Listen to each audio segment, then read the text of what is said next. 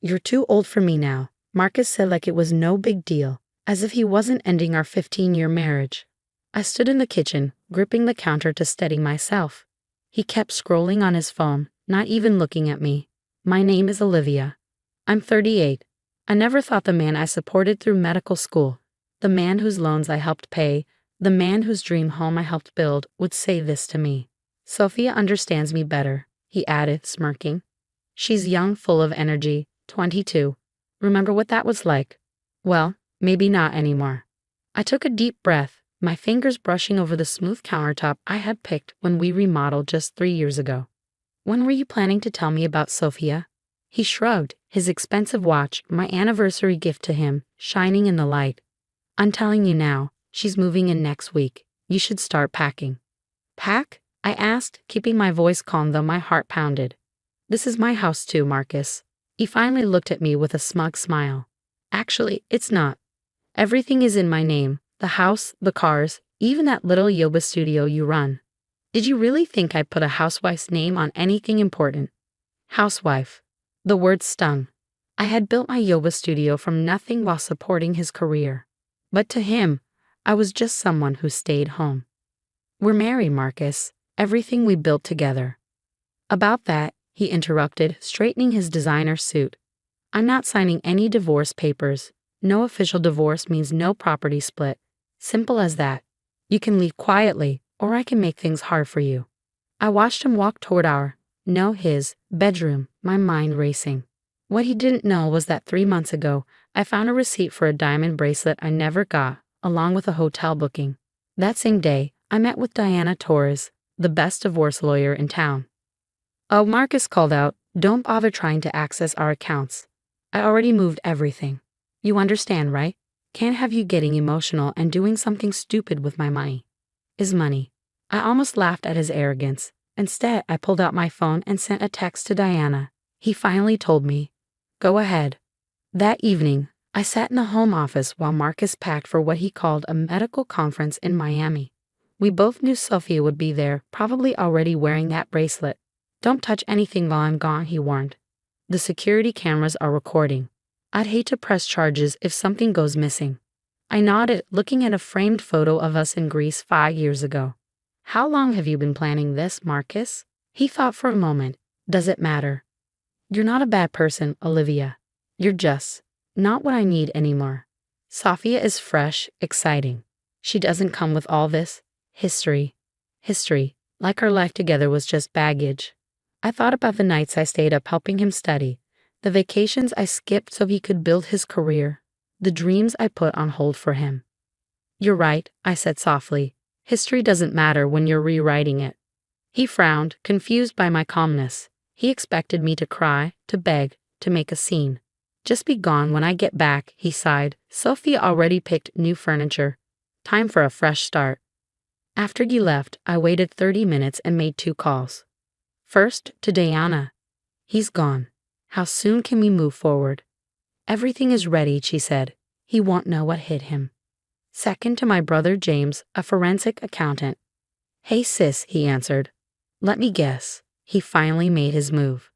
"Exactly as you predicted," I said. "What have you found?" James chuckled. "Oh, Olivia, you're going to love this. He's been creative with his finances.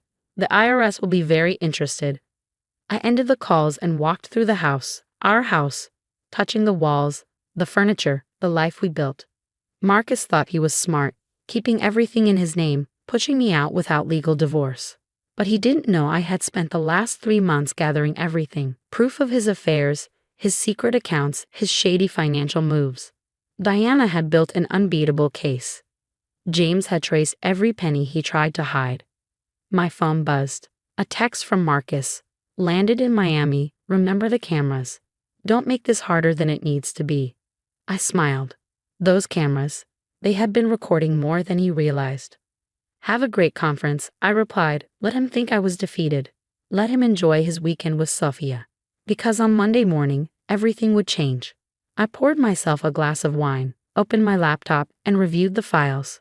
3 months of careful planning were about to pay off. Marcus thought I was a helpless housewife. He was about to learn just how wrong he was.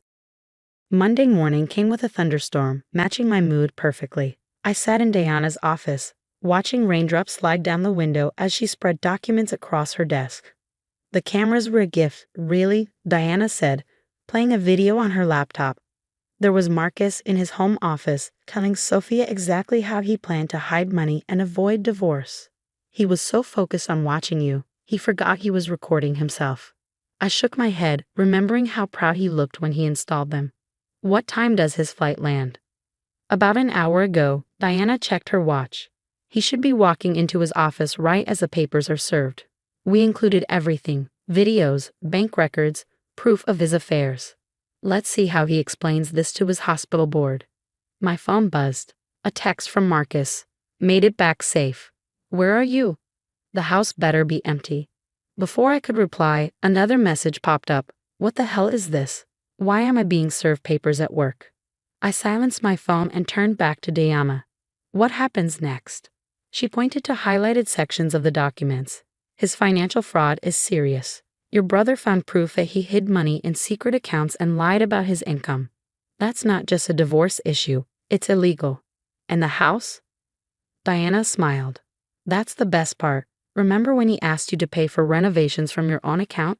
That proves you have a legal claim to it. He can't just throw you out. My phone kept lighting up with messages from Marcus, each one more desperate. This is ridiculous.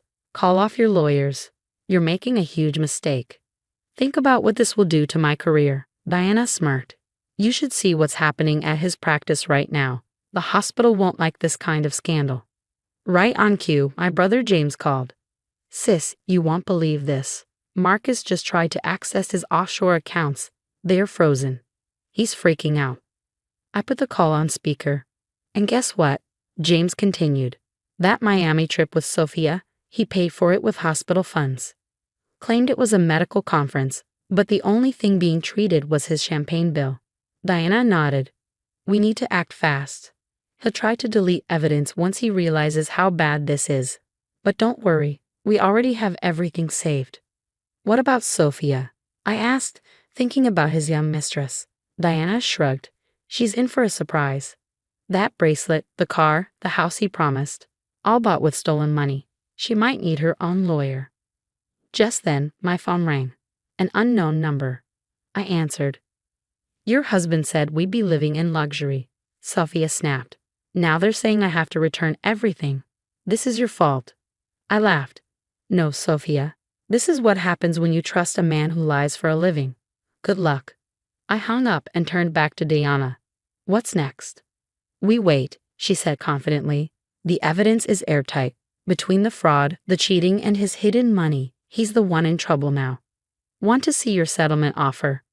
She handed me a document listing what I would get: half of all assets, way more than Marcus claimed existed, full ownership of the house, and financial compensation for all the years I supported him. Another text from Marcus. Please, can we talk? I made a mistake. We can fix this. Diana saw me looking at my phone and shook her head. Don't answer. Let him sweat. He's realizing his perfect plan just exploded. I thought back to his words from days ago. You're too old for me now. Funny how quickly his tone had changed now that he was losing everything. James called again. Marcus's hospital privileges are suspended. Oh, and those patients he overcharged. They're coming forward. I looked outside at the stormy sky, feeling calm for the first time in weeks. Marcus thought I would cry, beg, walk away quietly. Instead, I had planned, prepared, and waited. Diana's phone rang. It was Marcus's lawyer. She put it on speaker. My client is willing to negotiate, he said, sounding exhausted. He's prepared to offer a generous settlement. Diana's voice was cold. Your client is in no position to offer anything. We're going after everything he tried to hide. He should be looking for a criminal lawyer. After hanging up, Diana turned to me. Ready for phase 2. I smiled. Marcus thought he had control. Now it was my turn. 2 weeks later, I sat in my yoga studio, looking over the final divorce papers. The morning sun filled the space I had built, the space Marcus once tried to claim as his. My phone buzzed with a message from James. You're not going to believe this. Marcus just tried to leave the country. Airport security stopped him. I wasn't surprised. In the past 2 weeks, his life had completely fallen apart. The hospital fired him after discovering his financial crimes. His reputation was ruined. Even Sophia had turned against him, suing him after realizing she might be involved in his fraud. Moments later, Diana called. The judge approved everything, she said proudly. The house is officially yours, and you're getting half of all assets, including those offshore accounts he thought we wouldn't find. How does it feel to be a millionaire? I smiled as my yoga students arrived. It feels like justice. Oh, and Olivia, Diana added, Marcus's lawyer called. He's desperate to make a deal to avoid jail. Funny how things change when you're facing prison time. After the call, I stepped into class, greeting my students. They didn't know the details of my divorce, but they had noticed the change in me, how I stood taller, how my smile was real this time. Today's focus is balance, I told them, and knowing your own strength. That afternoon, I returned home, my home now. The security cameras Marcus had installed to spy on me were gone. I had replaced them with my home. His expensive furniture, the ones Sophia planned to get rid of anyway, had been donated to a women's shelter. My phone buzzed again. This time, it was Marcus. Please, his message read, I'll sign whatever you want. Just stop the investigation. I can't go to jail. I thought about replying but decided not to. Let him feel what it was like to be powerless, to have someone else decide his future. Instead, I called James. The IRS is all over his records, my brother said. This will keep him busy for years. And Sophia. She's talking to investigators in exchange for immunity. Apparently, she knows a lot about his schemes. I ended the call and stepped outside to my back patio, the same place where Marcus once told me I was too old for him. The garden I had planted was blooming, roses climbing the trellis I had put up last spring. Everything looked brighter now. Diana called with more news. The hospital is doing a full audit of his practice. They're reaching out to his patients about possible overcharging. His medical license is at risk. He never thought it would end this way, I said. They never do, Diana replied. Men like Marcus think they can get away with anything. They forget actions have consequences. That evening, I had a small dinner with James, Diana, and a few close friends who had stood by me. We sat around the dining table, the same table where Marcus used to ignore me while texting Sophia. To new beginnings, James toasted. And to justice, Diana added with a smile. My phone buzzed one last time. Another message from Marcus. I'm sorry, I never should have underestimated you. For the first time, his words were true. He had underestimated me. He thought I was weak, too dependent, too old to fight back. He never realized that while he was planning a future with Sophia, I was quietly gathering evidence, building my case, preparing for this exact moment. I deleted his message. He didn't deserve another second of my energy. I looked around at my friends, my home, my new life. I felt nothing but gratitude. Marcus had tried to throw me away, to make me feel small. Instead, he had pushed me to reclaim my power. To knowing your worth, I said, raising my glass, and never letting anyone tell you otherwise. As we celebrated, I thought about everything I had learned. Age wasn't a weakness, it was wisdom. It was strength. While Marcus and Sophia played checkers, I played chess, and in the end, that made all the difference. Tomorrow, I would wake up in my home, teach at my studio, and continue building my life. Stronger, wiser, and happier than before. The best revenge wasn't just surviving. It was thriving.